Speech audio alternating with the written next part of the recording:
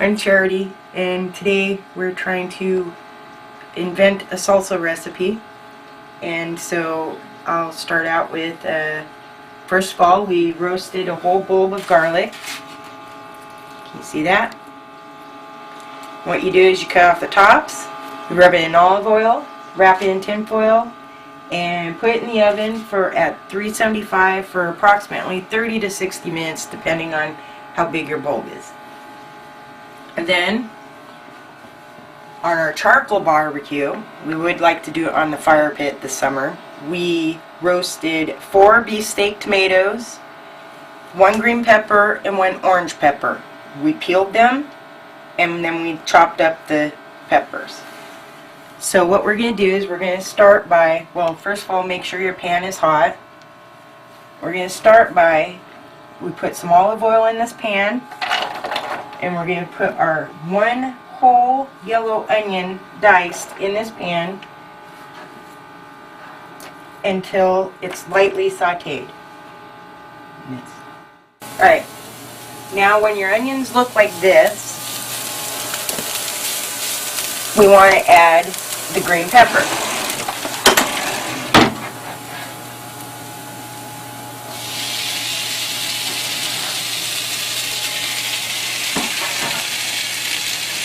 You stir it up, get it blended really well. You only need to cook these green peppers for a very short time because they're already roasted on the barbecue. You just want the flavors to blend.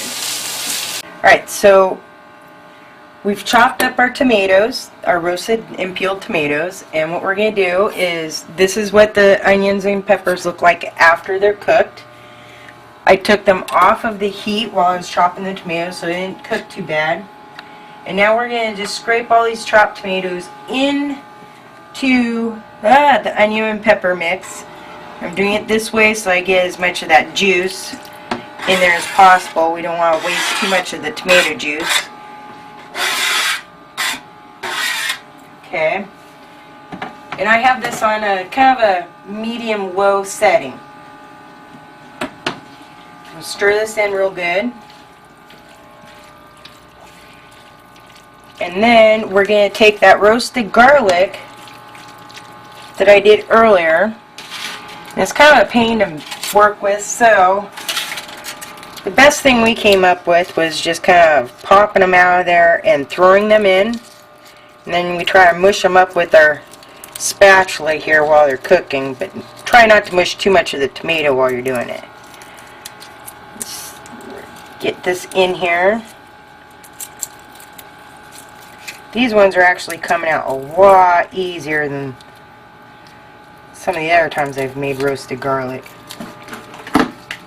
Make sure you don't get any of this peel in there though. That's not so desirable. And remember, when you're chopping your tomatoes, you want a really, really sharp knife, otherwise they turn into mush. Almost there. These little ones are the most difficult. Just squeeze them out of the little casing. Okay. We don't want you in there, do we? Alright. Now, let's try to mush these up a little bit because we don't want huge chunks of garlic. Okay. Alright. And we're going to mix this up, let it cook, simmer, probably about 10-15 minutes. We don't need it cooked too much. And there you go. If you find big pieces of garlic, you can mush them however you want, but I wouldn't suggest trying to cut them because they just squish and get everywhere. There, we're going to let this cook for a little while we chop up all the other ingredients for our salsa. Okay, so please excuse my forgetfulness. I'm not used to being on camera, but what I forgot to tell you earlier is I added a 1/4 cup of red wine to this to give it a little bit more flavor. And we want to add a good sized pinch of salt. I'm using kosher salt for this, taking after Mario Bertali.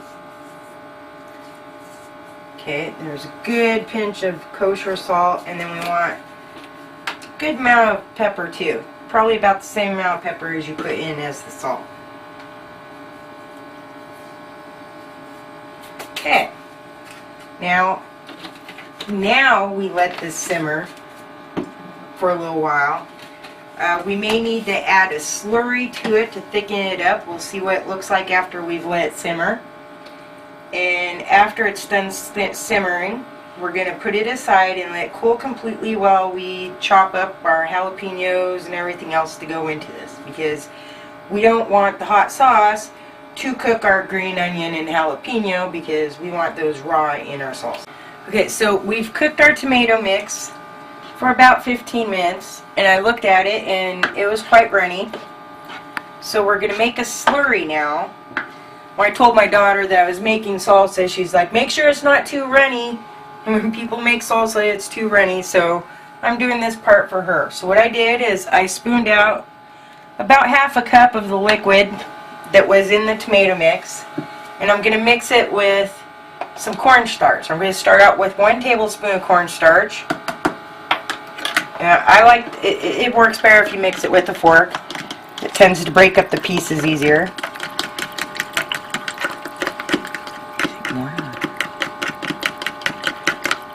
And see what you have here. I'm going to add another tablespoon of cornstarch. You want it a little bit thicker than that before you add it back to the tomato mix. And make sure when you're spooning out the liquid, you take your tomato mix off of the burner, off of the heat, so it doesn't continue to cook. Because you don't want your tomatoes and your salsa really just mush and liquid. Alright, so I mix this with a fork really well until all the lumps of cornstarch are gone. And I'm going to put my tomato mix back on the burner. And then I'm going to use the spatula for this so my spoon doesn't mush up my tomatoes too bad. You're going to lightly pour this in and let it heat up for just a little bit so it starts to thicken. And then you're going to want to take it back off of the heat and let it cool. Let's mix this in here really good.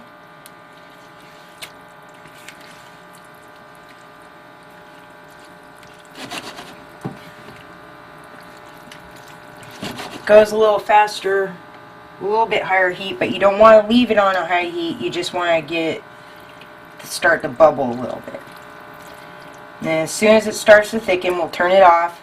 We'll move it aside.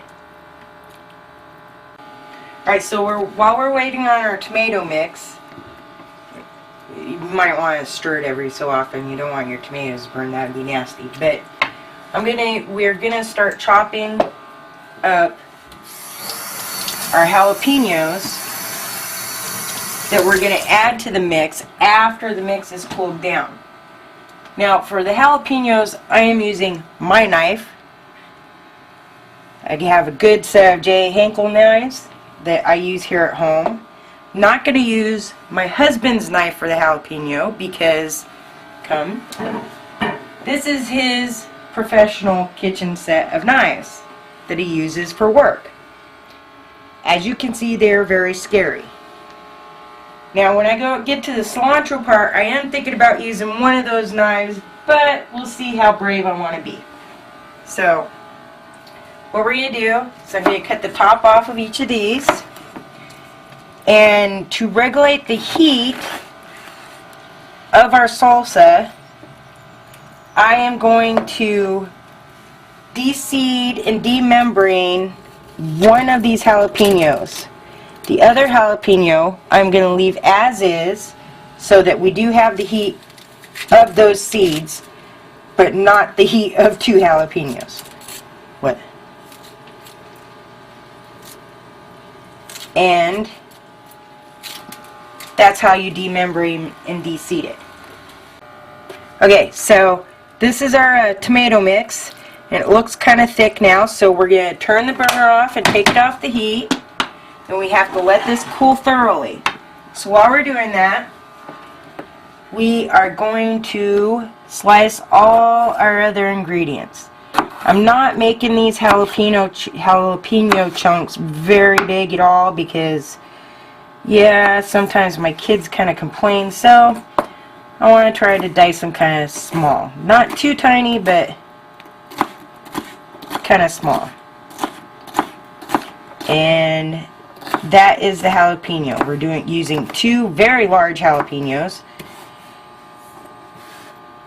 And as soon as that's cooled off, we'll mix that in with everything else. Alright, so we're back, and we're getting ready to chop up the remaining ingredients for our salsa. And if you can see here, here's our nicely diced jalapenos. We're going to use this much cilantro and this much fresh parsley. And I'm getting brave, and I'm going to use my husband's scary knife to chop it up. So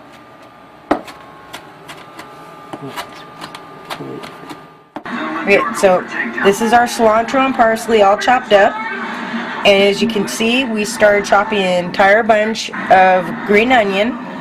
And when you chop it, you know, it's a good tip to keep the ends on so you have something to hold on to when you chop it. So and as soon as we're done chopping this, we'll mix everything together into our tomato mix. Okay, now that we have our green onion, parsley, cilantro, jalapeno, everything chopped up, we're going to take all of this and add it. This is one of my favorite tools in the kitchen. It works so great on so many things. And add it to our tomatoes. Scrape it all in there.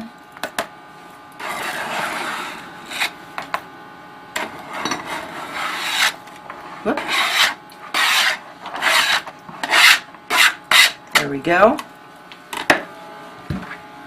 We've already opened and drained this can of green chilies. Make sure they're chopped. It is a 7-ounce can.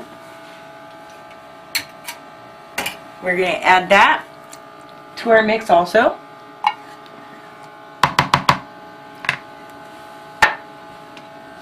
We have squeezed the juice of 1 lime.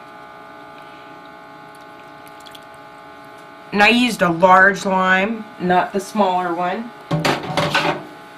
And then a pinch of cumin. So I'll show you about pinch for me would be, I think I would consider that about a pinch for me. And then after we mix this all together, we'll taste it and make sure we don't need to add anything else. So mix this together.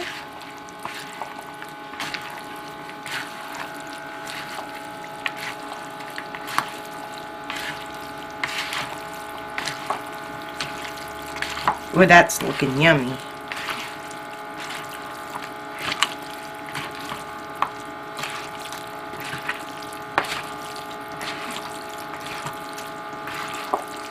In case you're wondering why I'm doing this, I am really passionate about cooking and inventing new recipes.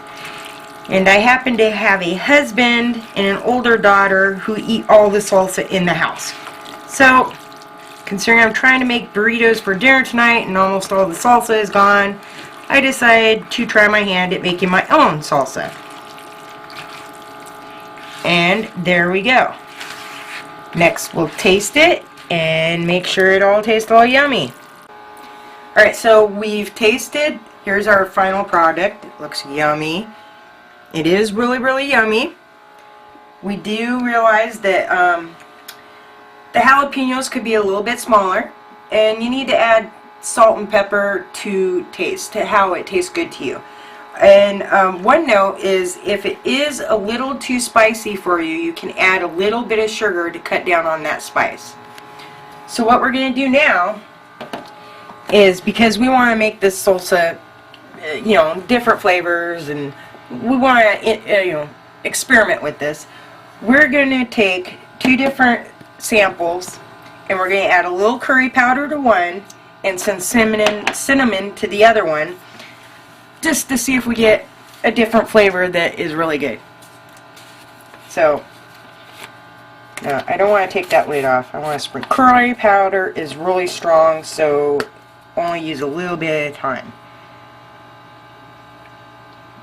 Okay, we'll try that first, and on this one, some cinnamon. Now stir these up and we'll taste them and see how they work. I really think this curry powder one is going to be delicious.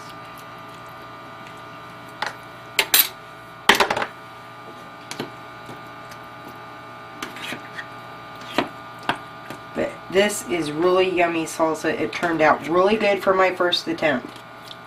So, alright, let's taste the curry powder one first.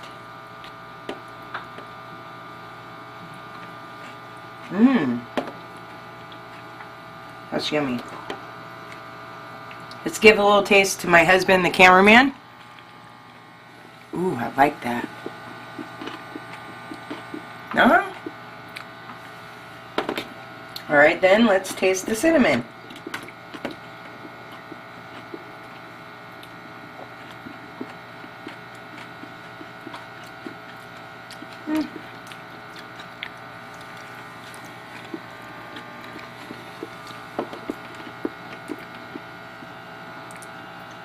No? Don't like either one of them? Well, it was worth a shot. I really like the curry, so. But anyways, I guess that wraps up my salsa experiment. It is very yummy, and well, I know I'm going to enjoy it. It's time for burritos now. Alright, have a good night.